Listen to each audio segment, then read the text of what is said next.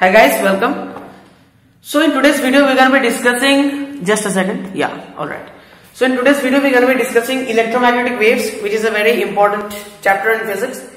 So electromagnetic waves is it's a first chapter which summarizes all you have learned in electromagnetism, and it's a very important chapter mainly because this is the beginning of unification in physics. Not the beginning of unification, because see, gravitation, Newton unified the gravitation force in some sense. It was a unification. It was an example of a unification because he applied it to all celestial bodies, all heavenly bodies. But electromagnetism, see, it's a unification of electricity and magnetism, and the nature of light as an electromagnetic wave. This has been one of the greatest insights in physics, and this gave birth to relativity. And relativity, you know, is one of the most important branches of physics. This indirectly gave birth to special relativity and then general theory of relativity, which remains one of the two pillars of physics. The other is quantum mechanics. So now I want to teach you in general. I don't want to teach you for any particular examination, CBSE exams or whatever, but right now we are following the NCERT curriculum and CBSE term 2 examinations. So basically this after electromagnetic waves, so far we have done electricity and magnetism. Like electricity, Gauss's law, Ampere's law in magnetism, all these things we have done, like the basic derivations, the basic concepts of all these things.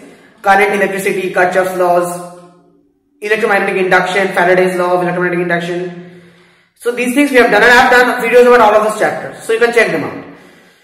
So in today's video we will be summarizing the whole electromagnetism, and after that we will be moving on to some very interesting videos.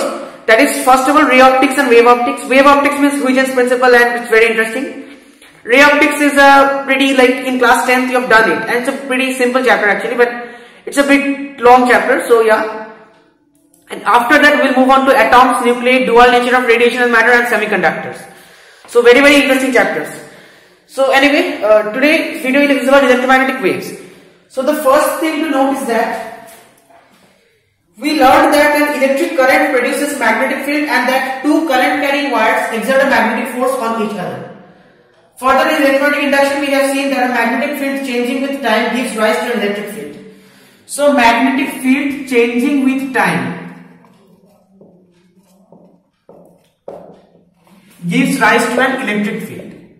Now, is the opposite true? See, we just touched this concept slightly in electromagnetic induction when we were doing that in inductance, that self-inductance, I guess. Yeah. So, is the converse true? Is the electric field time varying? Electric field, does it give rise to a magnetic field? The answer is yes. So, see, basically, the first concept is the concept of displacement current. So Maxwell gave 4 equations. Actually, Maxwell did not give these equations. These equations were already discovered. Maxwell simply summarized the whole electromagnetism into these 4 equations. Number 1 is the Gauss's law of electrostatics. That is E dot delta S or delta A, whatever you write, over a closed surface, that is Q enclosed by epsilon naught. Now this formula, if you are not aware, then you have to watch my video on electrostatics. This we have done in electrostatics, so this is nothing new. This should not be anything new to you. Next we have B dot dA is 0 because monopoles do not exist. This also we have done. Magnetic monopoles do not exist. In magnetic, suppose we have a closed surface, any sort of surface, suppose in general. So the number of magnetic field lines entering should be equal to the number of magnetic field lines leaving the surface. Because magnetic monopoles do not exist. Electric monopoles, in a sense, see, plus Q charge can exist separately, minus Q charge can exist separately, and plus Q minus Q can exist as a dipole also. But in case of magnet, it's always north pole and south pole as a dipole. We cannot get, if we cut this, we will get north south here and north south here. We will get 2 separate bar magnets. It's not possible to separate a north pole from a south pole. So these things have already been discussed, so I am not going into this here. Next is 4 equations are there. Okay, this is the Gauss's law of electrostatics, this is the Gauss's law of magnetism. The next equation is Faraday's law of electromagnetic induction, which says that, see, velocity is epsilon naught. This is the induced EMF, not velocity. The potential difference, the voltage, that's your induced EMF. So this induced EMF is basically minus N. N is the number of turns, so we can ignore that here. Here we are just doing for the simple case when N is 1. So d phi b. Phi b is the magnetic flux by dt. Phi b is what? The magnetic flux. BA cos theta or B dot A. B is the magnetic field, the direction of the magnetic field. A is the area vector. Suppose this is our magnetic field and suppose this is our slanted, suppose that's an angle, this is our one area. So the area vector will always be perpendicular to this, like in this direction. And this angle between the magnetic field and the area vector, this angle will be a theta, cos theta. So this is our epsilon. Now one thing we know that voltage, that is potential difference or whatever you say, induced EMF, that is equal to electric field E into L. So we can write, in place of this same equation we can write integral E dot dl is electric field equals minus d phi b by dt. So this is our third equation. The last equation is called the modified Ampere's circuital law. So Ampere's circuital law we have done, that simply basically says that what? That closed surface integral B dot dl equals mu naught into I. I is the current. So the thing is that this is the general Ampere's circuital law, but the thing is that here the current is only IC or conduction current. Conduction current means the current we have been considering so far, the general current. What you understand by current, that is your general conduction current. But Maxwell predicted that there is another type of current that is called displacement current, because see, this time varying electric field gives rise to a magnetic field. So this time varying electric field, now see, one thing is very important. This was actually given in NCERT chapter number 6, electromagnetic induction. I am quoting this from NCERT directly. I am quoting this from NCERT directly. Just give me 1 second. See, the word was half Li square for self-inductance, I just told you, right, for self-inductance.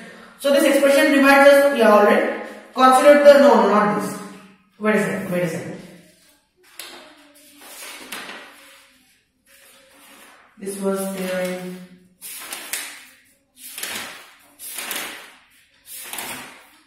Yeah, under motional electromotive force, motional EMF. So first of all, the BLV derivation is there. Then, so on the other hand, it's not obvious how an EMF is induced when a conductor is stationary and the magnetic field is changing. A fact which Faraday verified by numerous experiments. So in the case of stationary conductor, the Lorentz force will be what? F equals QE plus QV cross B. So V is 0. So just QE. So F equals QE for a stationary conductor, right? But the magnetic field is changing. So because this has been verified experimentally that if the magnetic field is changing, then even in a stationary conductor, current is induced. EMF is induced and current is induced. So in case of stationary conductor, the force on its charge is given by F equals QE, since V equals to 0 here. Thus, any force on the charge must arise from the electric field E alone. So this means to explain the existence of induced EMF or induced current, we must assume a time-varying magnetic field generates an electric field. So a time-varying magnetic field generates an electric field. This has been established in chapter 6 itself.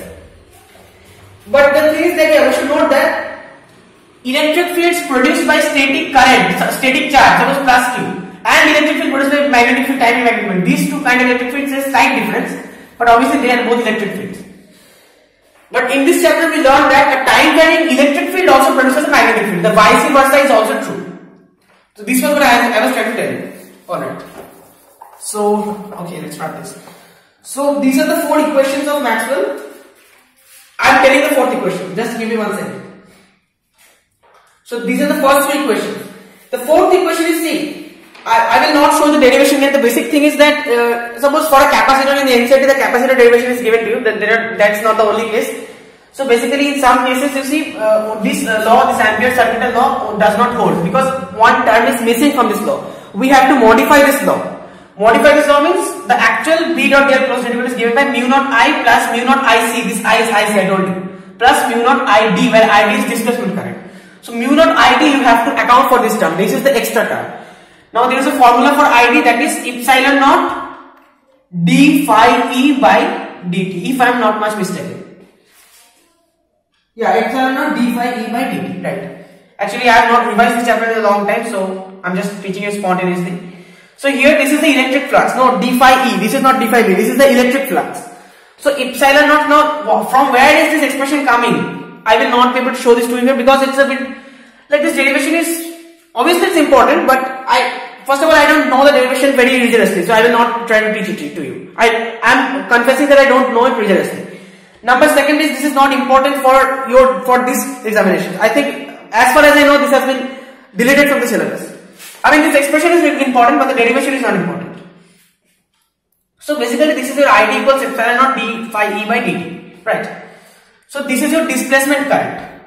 So your BDL is mu naught IC plus mu naught ID. So that means our fourth equation becomes BDL is mu naught I plus epsilon naught d phi E by dt. Displacement current. Never mind that. So this is the four Maxwell's equations. Now see, the displacement current has the same physical effects as the conduction current. In some cases, for example, steady electric fields in a conducting wire, the displacement current may be zero since the electric field E does not change with time. In other cases, so see basically in some regions that this displacement current may be zero and there may be some IC. In some regions IC may be zero and there may be only ID. In some regions both IC and ID may be present. Like all the three cases you have to consider. So most interesting to see, there may be large regions of space where there is no conduction current. That's where IC is zero, but ID is present. So due to ID, there can be magnetic, but there is only a displacement current due to time and electric fields. So in such a region, we expect a magnetic field, though there is no conduction current source nearby. So even though there is no conduction current, we can get a magnetic field, and this has been verified by experiment. All right. So that's all about displacement current. So basically see, in physics one thing is very important, that is the symmetry of laws. Symmetry of laws means see, symmetry is a very important thing in physics. Now I will not start on symmetry but I will just give you a basic idea on symmetry because it's important in modern physics, in fundamental physics, not just in electromagnetism and classical physics but in modern physics. Electromagnetism, gravitation, these things fall under classical physics. But now we are focusing on modern physics, fundamental physics. So basically you see what happens. Symmetry, suppose in string theory there is a concept of supersymmetry. Like basically particles are of two types, bosons, that is the exchange of which gives rise to forces, and fermions. Fermions means the particles that make up the matter. I have done videos on these topics also, but I don't know, I think I have done. So anyway, so I will do some videos in the future also. So bosons and fermions. Now, so in superstring theory, supersymmetry concept, it says that every boson particle has a fermionic antipartner, not antipartner, superpartner, and vice versa. So there is a sort of symmetry between fermions. So in this case, symmetry means symmetry of not just symmetry like this is a symmetrical object, not this kind of symmetry. Symmetry in physics means it can also be symmetry of laws. Like suppose one particular law I have in physics. Suppose this law can be applied to this case but not to this case. That means this law is not symmetrical. If this law can be applied to all the cases, that means this law is symmetrical. Symmetry of laws is also very important in physics. So the displacement current has far-reaching consequences. One thing we immediately notice is that the laws of electricity and One thing we immediately notice is that the laws of electricity and magnetism are now symmetrical, more symmetrical. They are still not perfectly symmetrical obviously because there are no known sources of magnetic field, magnetic monopoles, analogous to electric charges which are sources of electric field. Just as I already told you, the magnetic monopoles do not exist. But they are more symmetrical. Why? Because see, Faraday's law of induction states that there is an induced EMF equal to the rate of change of magnetic flux. So this we know. Now we are saying that for electric field also the rate of change of electric flux we are getting a displacement current. So somewhat more similar. So these are your Maxwell's equations.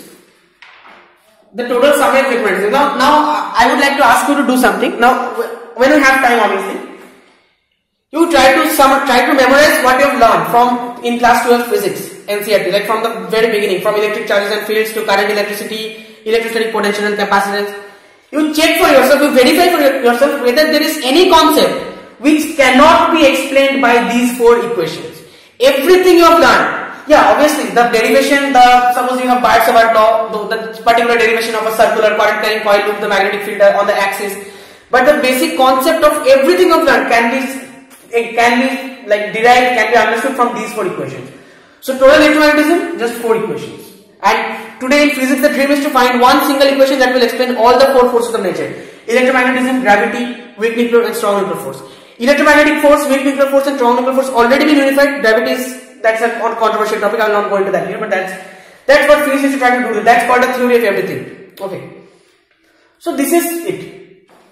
Now we will be talking about electromagnetic waves. So what is an electromagnetic wave?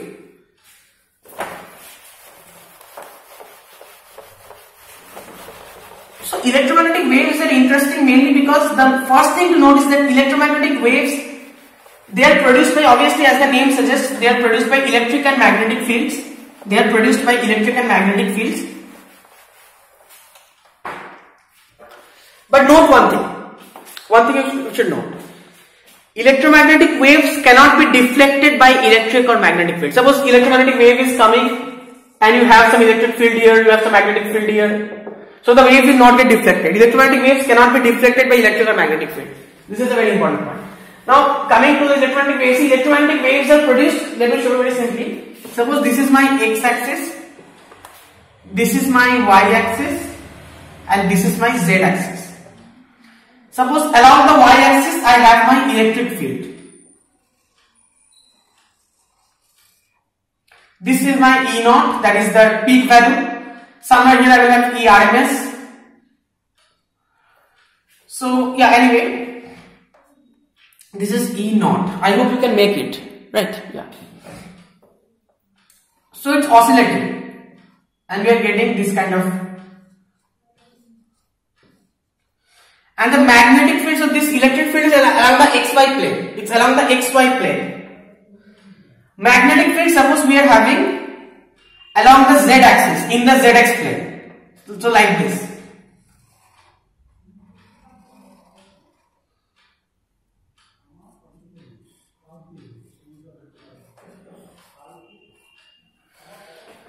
So one thing to note is that these two fields will be in phase. This is my B, okay? B. This is my B0, suppose. So these two waves, they will always be in phase. Like when one is 0, the other will also be 0. See, when this is maximum, then this is also maximum at the same point. When this is 0, this is also 0. So this is my electric field and magnetic field oscillating at 90 degrees to each other, oscillating perpendicular to each other. This will produce an electromagnetic wave. Now what will be the direction of propagation of waves? The wave will move in which direction? See, this is along y-axis and this is along z-axis. Now the direction of propagation of wave will also be perpendicular to both this and this. That means there is only one possibility. The wave will move along x-axis in this direction. Because x is both perpendicular to y and perpendicular to z, right? So this is my direction of propagation of waves. Now these two they are in phase. This is very important. They are in phase, always in phase. And see, we discussed that a time varying magnetic field gives rise to a electric field, right? We discussed this. A time varying magnetic field gives rise to electric field, and then we often discuss that a time varying electric field gives rise to a magnetic field. Then again, this will give rise to electric field. This will give rise to a magnetic field. So this will go on in a cycle, and this will go on in a cycle. And so basically, you don't need any medium, any material medium, any air or any, like in case of sound waves or whatever. In space you cannot hear sound, because since for sound waves, the waves need a material medium to propagate. But for these kind of waves, electromagnetic waves, you do not need any material medium. The waves can sustain themselves and they can propagate in vacuum. Like from the sun, the light is coming to the earth, propagating in vacuum. There is no medium, like throughout the earth atmosphere is there, but from the distance we consider from the sun to the earth, there is no medium in between. It's vacuum. But still the light reaches us here, right? And EM waves, electromagnetic waves, they are transverse waves. Now what is the difference between transverse and longitudinal waves? Longitudinal waves means the particles are vibrating in this direction, the wave is also traveling in this direction. Example, sound waves, compressions and rarefactions. Electromagnetic waves are transverse waves. Transverse waves means particles are vibrating at right angles to the direction of propagation of wave. Like one simple, it's a sort of like, see, this is my E, this is my B. I hope you can make it. This is my E, this is my B, and I'm moving in this direction. So it's sort of like I'm moving in this direction. So these particles, they are vibrating perpendicular to the direction of motion, and this is also vibrating perpendicular to the direction of my motion. So in those cases, we have the transverse wave. So electromagnetic wave is a transverse wave. So let us see what we. So, and the most important part I somehow forgot. Electromagnetic waves can be produced only when a charge is accelerated. Acceleration not equal to 0. Suppose we have a stationary charge V equals to 0, then it will produce only electric field. Suppose we have a stationary charge V not equal to 0 but A equal to 0, that is moving with uniform velocity, then we will get electric field and magnetic field. But suppose we have a key V not equal to 0 and A not equal to 0, then we will get electric field, magnetic field and electromagnetic wave. Okay, then we will get electric field, magnetic field, electromagnetic wave. So only an accelerated charge, a charge which is accelerated, which is moving. So acceleration means, see, like I am quoting from the NCERT. It's important to present Maxwell's theory that accelerated charges radiate electromagnetic waves. Now the proof of this basic result is beyond the scope of this book, but we can accept it on the basis of rough qualitative reasoning. Consider a charge oscillating with some frequency. Oscillation means it's an accelerated motion, right? So this produces an oscillating electric field in space, which produces an oscillating magnetic field, which in turn is a source of oscillating electric field, and so on. The oscillating electric and magnetic fields thus regenerate each other, so to speak, as the wave propagates through the space. The frequency of the electromagnetic wave naturally equals the frequency of oscillation of the charge. The energy associated with the propagating wave comes at the expense of the energy of the source, the accelerated charge. Now from the so these things I'm not going into deep like these things. See, electromagnetic waves can carry energy. They carry energy from one point to another, and this fact has been exploited for communication devices, radios like Jagdish Chandra Bose and Marconi. So the application part I will not go into this video. Like, see, there are in this chapter itself there are some parts about the gamma rays, X-rays, the applications of those rays, like in chemotherapy, to study the inner structure of the atoms, for remote control. So those applications I will try not to, like, I don't want to go into that in this video. I will just make you understand the concept of EM waves. So that's it, guys. Next is nature of electromagnetic waves. Yeah, alright. So see, how can we write the equations? How can we frame the equations? E is in y direction. So EY we can write, E is in y direction. So EY, okay? EY. EY we can write, like, it's simply the formula for a wave. E naught sine kz minus omega t. No, not kz, wait. E naught sine, actually it's in NCERT it's given kz, because in NCERT they have shown that this wave is propagating in the z direction. But here we will take kx. So E naught sine kx minus omega t. Now if you ask me why, from where this expression is coming, this is the amplitude, sine kx minus omega t, this is a sinusoidal wave. Kx minus omega t, where k is 2 pi over lambda. Omega is angular frequency, 2 pi by t or 2 pi f.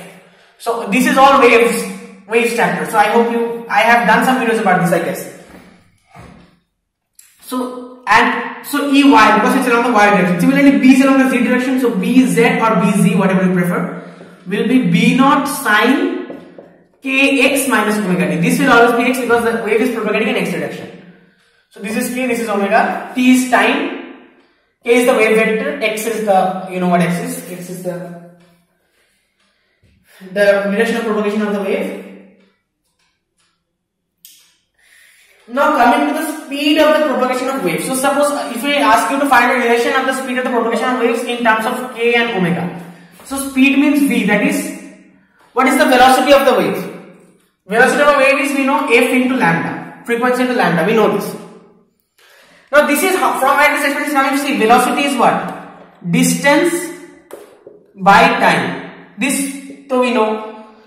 So distance means here the wavelength. Wavelength, I think you know what wavelength means. The length between the corresponding waves. So the wavelength is the distance traveled by the wave. So that is lambda. And time is time. So 1 by t into lambda. 1 by t into lambda. Now 1 by t is the frequency. We know this. So f into lambda. So v equals f lambda. Okay. Now f lambda is, so we can write 1 by k if we write. Okay. Let me write this. Lambda by 2 pi into 2 pi f. Same thing, I am just multiplying and dividing by 2 pi. So it's f lambda. So from here we can write v is lambda by 2 pi is 1 by k, and this is 2 pi f is omega. So omega by k. So v we are getting omega by k. Velocity is omega by k. Alright. So for light, see, for electromagnetic waves there is a speed of light. Omega we can write vk or ck. C is the velocity of light. Omega equals ck. So yeah, and one more important thing is that the B naught, the amplitude of the magnetic field, that will be equal to E naught upon C. And one more important formula, the speed of light C is equal to 1 by under root mu naught epsilon naught. And if we have, so see, this is the speed of light in vacuum, because in vacuum this is the relative permittivity of free space and this is the relative permittivity and permeability. This is permittivity, this is permeability. So this is the free space. In vacuum this is the speed of light, that is 3 into 10 to the power 8 meter per second. Now note that all electromagnetic waves, all kind of electromagnetic waves, they have the same speed, whether it's a radio wave or infrared wave, they have the same speed.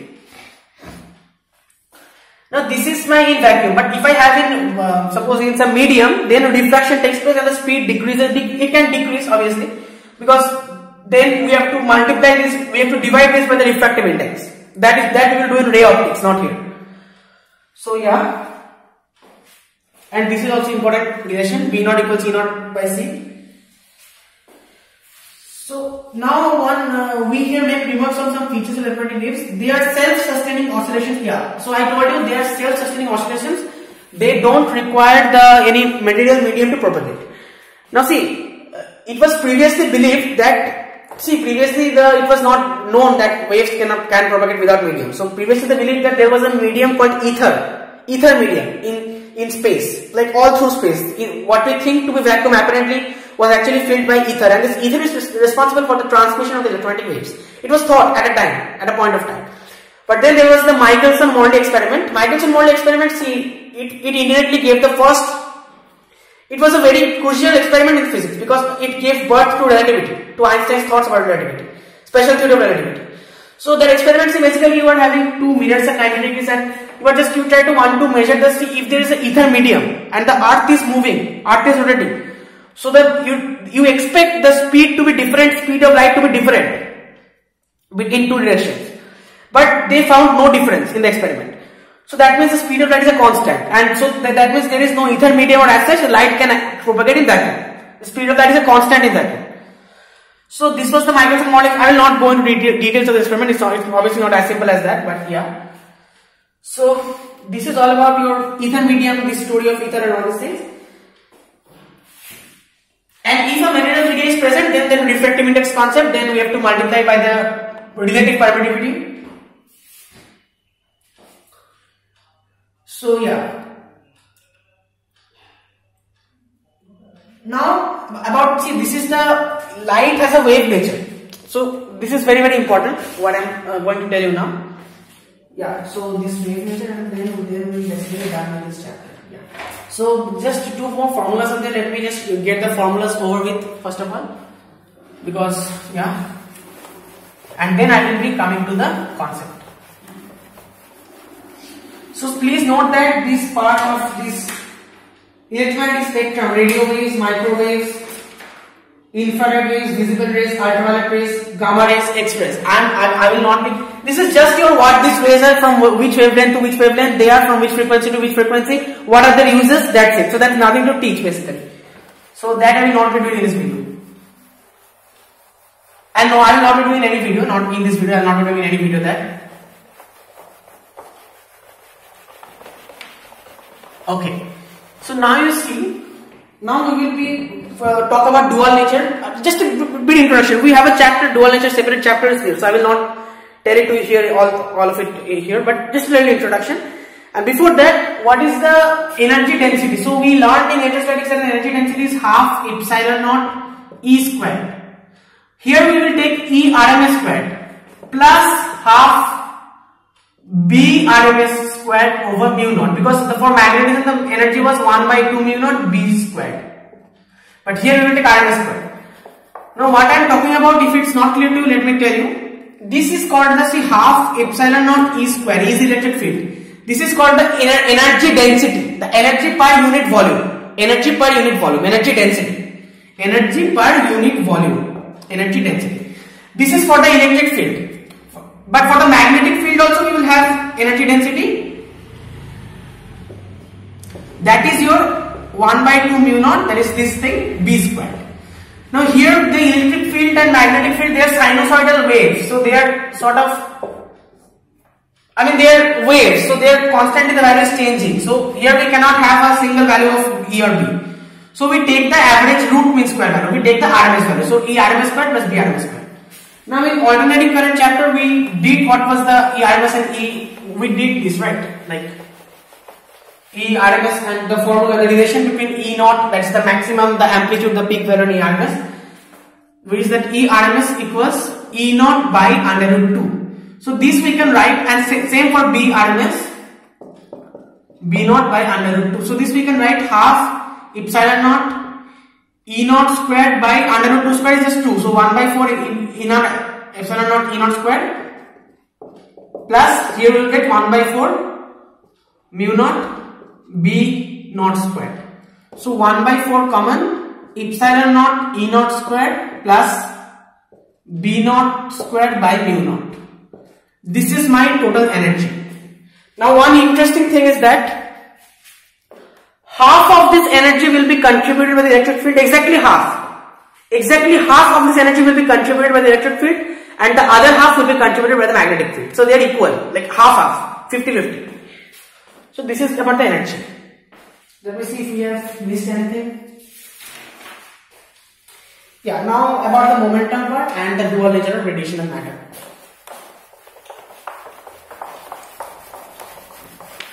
So see, in this chapter our main focus was light electromagnetic waves. Like now light, see in light there is again a controversy, ray optics and wave optics. Ray optics treats light as a, so light travels in a straight line as a ray, and wave optic treats light as a wave. So in waves you have the Huygens principle. Huygens principle, light propagates as a wave, like you have diffraction, interference pattern, double slit experiment, interference pattern, diffraction. Refraction will come under ray optics. I mean, it will not come under, you can study it from wave optics also, I guess. But yeah, and so see, diffraction, interference, all these things will come under wave optics. So basically the wave nature of light, it was established by Maxwell. So in this chapter we saw actually that the speed of the electromagnetic waves, that was found out theoretically by the calculations. And the speed of light was found out by optical measurements, by optical methods. It was found that the speed of electromagnetic waves in vacuum and the speed of light in vacuum, they are exactly similar, like very similar. So from here it was concluded that light is nothing but an electromagnetic wave. Alright. So if light is an electromagnetic wave, so see, in Newton's time it was believed that Newton believed that light consists of some particles called corpuscles. And Newton believed this. Obviously there were some reasons. It was not just a belief, there were some reasons for believing this. But then we came the wave nature of light. But then in quantum mechanics what happened, Max Planck, he generalized the concept of quanta, like discrete packets of energy. And Einstein applied the same concept to the light. So he said that light consists of photons. Photons means small particles, small packets of energy. Light has a particle nature. So then the controversy arose, like does light has a wave nature or particle nature? So obviously this was a great question. This question needed to be solved. Like we will go with the wave theory or particle theory, because the wave theory has also explained a lot of things. The particle theory has also explained a lot of things, like the photoelectric effect. The photoelectric effect was explained by the particle theory of light. So both the theories they have some support. So it's difficult to decide. Then came the concept of wave, dual nature of radiation and matter. Dual nature. Dual nature means the Heisenberg's Einstein principle is coming from there, but first we need to learn about the de Broglie equation. So that is H by P equals lambda. This P is the momentum, lambda is the wavelength, H is Planck's constant, one of the fundamental constants in. So see, this derivation I can show you. E equals mc squared. Now again here is one question. E equals mc squared is not a valid equation. Equals mc square is a special case. Equals mc square only works when there is some rest mass. Rest mass in the sense, suppose light. Does light have any mass? No. Light has a relativistic mass, but rest mass no. Light is just a form of energy. Light does not have any mass. We cannot hold light. We cannot weigh light, right?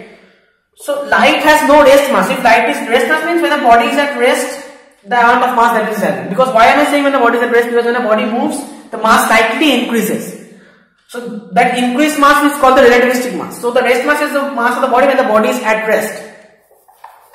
So light has no rest mass. So that means, see, for light the energy will be, rest mass is 0. So 0 into c squared, that is 0. So light has no energy? No, of course not. We know light has energy. Light obviously it has energy. Light is a form of energy. Light travels energy from one point to another, takes energy from one point to another. So the total equation, the total energy equation is actually given by A equals m squared c to the power 4 or mc squared whole square you can say, plus p squared c squared. So for light you see the momentum is not 0. For light the m is 0, so this term will cancel. So for light this is e square, sorry, e square equals m square to the power plus p square c square. So for light E will be equal to Pc. For light, for waves, E will be equal to Pc. So Pc, now what is C? C is the V into, sorry, there is a velocity that is lambda, wavelength, lambda into frequency, that is F. And from Planck's relation we know that E equals hf. Hf means energy is radiated in discrete packets called quanta. In discrete packets, and it's directly proportional to frequency. So E is directly proportional to F and E is equal to hf. So hf equals to, we can write P F lambda. Pc is F lambda. So F cancel, H by P equals to lambda. This is we are getting de Broglie's equation.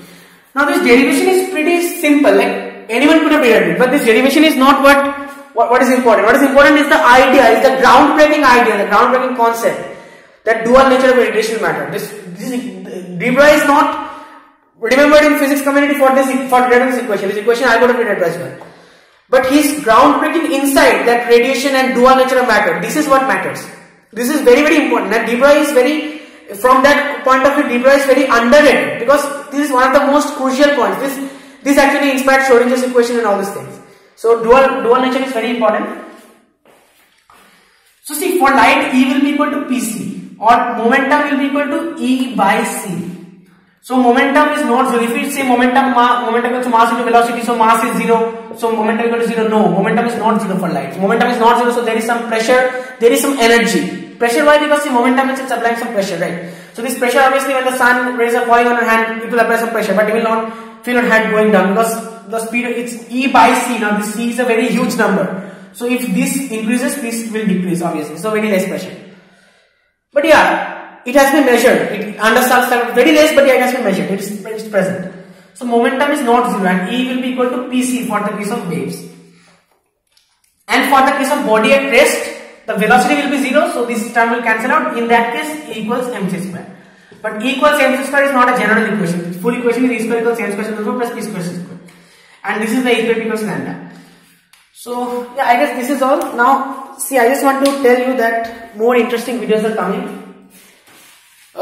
Physics is getting interesting from here. Like personally, if I share with you personally, I do not like class 11 physics, because class 11 physics is mainly mechanics and all those things. Like that's important. That's like the basic starting of physics. But I don't like it personally. Many students don't like it.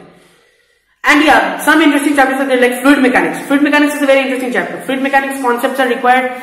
You know, in Millikan's order of experiment, it's required. Then even suppose when you're deriving the suppose see, we assume that air resistance is not negligible. Sorry, air resistance is negligible. So we assume that the only force that is acting on a freely falling body is mg, that is weight, mg. But if air resistance is not negligible, then we have to take into account